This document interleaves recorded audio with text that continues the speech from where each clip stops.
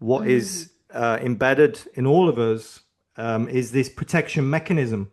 So we want to protect the species, we want to protect ourselves. We're all hardwired in this way, Yeah, which is great, except it's not actually helping you live in vibrant health.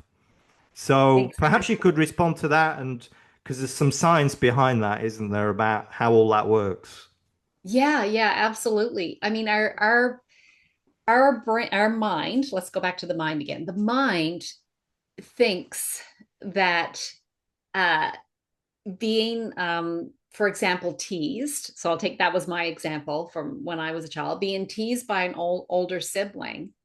That fear is equal to being chased by a tiger as far as our brain is concerned. Both are equally life threatening.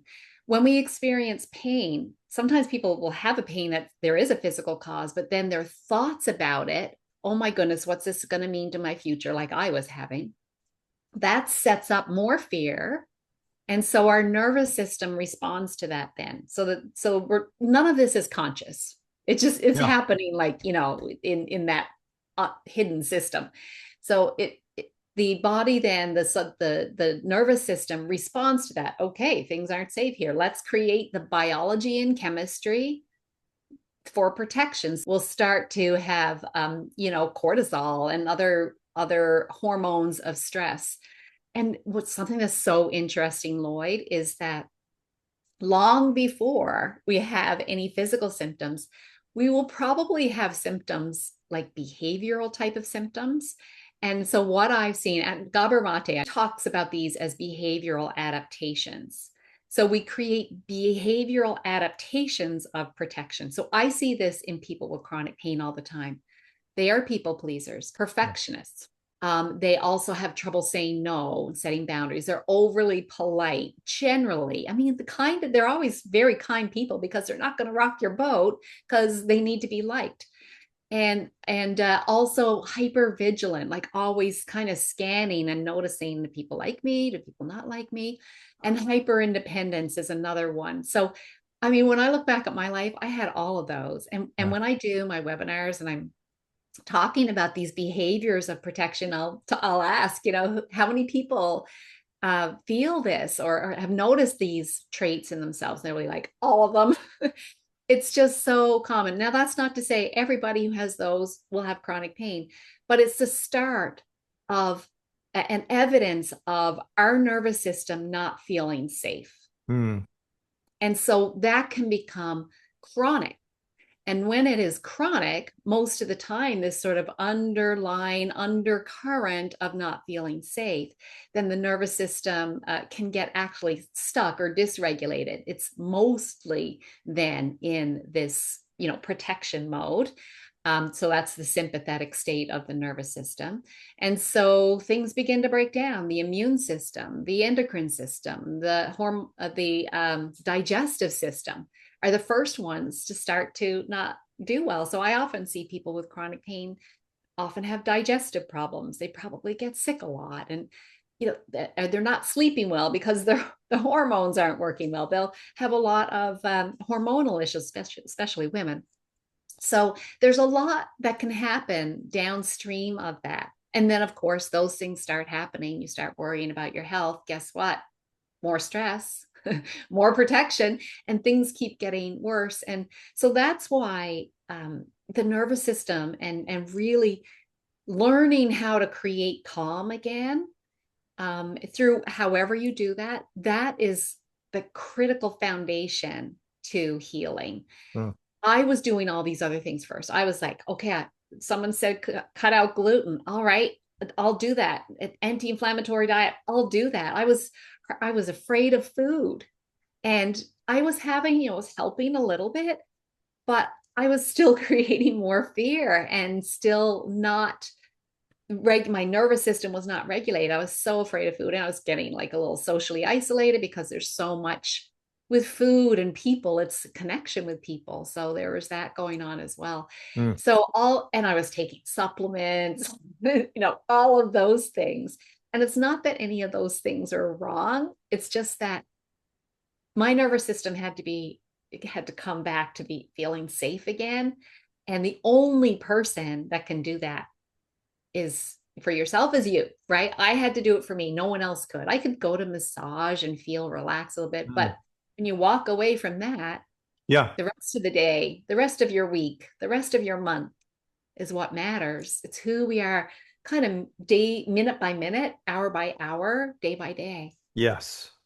And of course, there are meds. We can take meds, but then the problem with meds is all of those side effects. Yeah. We're just That's, masking.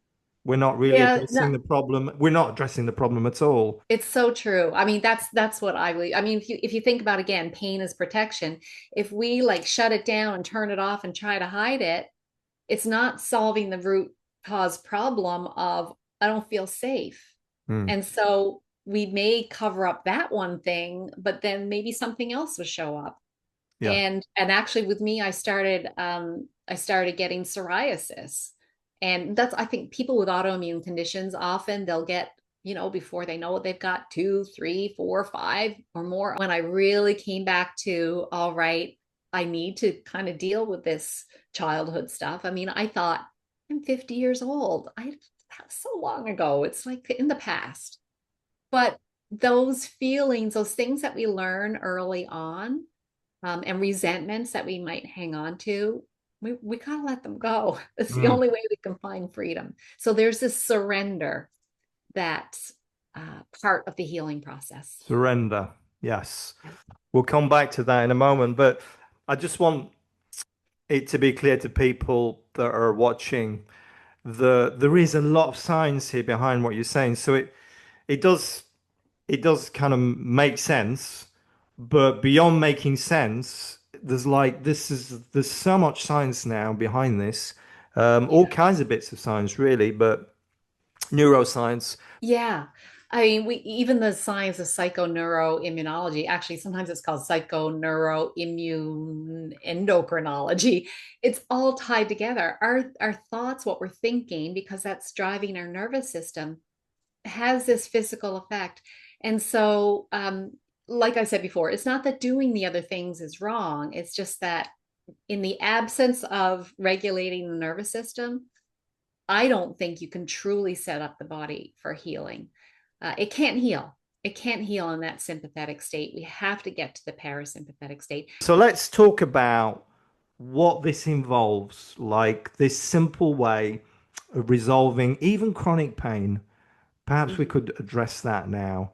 mhm. And like, so people get some sort of notion, like, it's not really that difficult, but this is, and is it for me? Like, yeah, so perhaps we could talk about that. So basically, what we're doing is taking advantage of the brain's super ability to learn. Our brains are really good at learning, and throughout our entire life, we can create new neural networks. So basically, if the brain has created a neural network for pain, if you think about it, this is an analogy that works a lot for people, Lloyd. And if you think about neural pathways like the brain is like a field with tall grass. So if we've made a pathway along through that tall grass, back and forth, back and forth, back and forth with pain, then it's going to be a whole lot easier to take that pathway than to break a new pathway. But we can make a new pathway. Jane Hogan, thanks so much for sharing today. Thank you so much, Lloyd. It's been my honor.